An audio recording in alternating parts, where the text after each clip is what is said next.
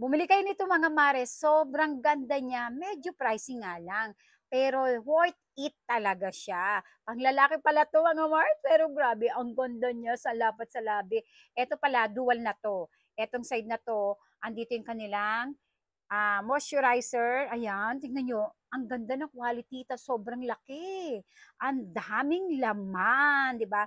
Lagay tayong konti, moisturize natin yung labi natin. Ito yung labi ko, dry, nakita nyo. Tingnan nyo ha, tingnan nyo. Dry, and i-moisturize natin siya. Tingnan nyo, grabe ang ganda-ganda. Ang gusto ko dito, meron siyang beeswax. Yun yung hinahanap ko. Tapos maminti siya. Kaya parang ang bango-bango niya sa labi. Ayan, ako ino-over ko para yung linya ng ano ko, ng labi ko, mo-moisturize din. Look at that! Ang ganda! 'Di ba? Ay na, nararamdaman ko na yung minti niya.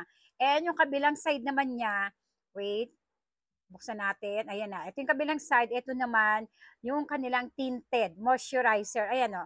Ang laki rin at yung quality, di ba? Baba natin, baka maputol. Maglagay tayong konti. Kanina nag-moisturize tayo. Ito yung kabilang side na yan. Ito naman yung kanilang tinted. Ayan, ma-moisturize na yung labi natin. Lagyan naman natin ng kulay. Tingnan nyo. Ganda, grabe. Ang ganda-ganda talaga nito mga mari ko. Eko, worth it. Kahit medyo pricey, worth it. Ayan, Mars. Sobrang ganda niya, Mars. Tingnan mo. Oh, pak! Gustong-gusto ko siya talaga. Ay ko, bakit ba yung mga nagugustuhan ko na moisturizer panglabi ay panglalaki? Panglalaki kasi to, lalaki yung mga gumagamit nito. Oh, ayan. Oh. Tingnan nyo, yung quality pa lang, makikita nyo na kabilang side, huwag kang mapuputol.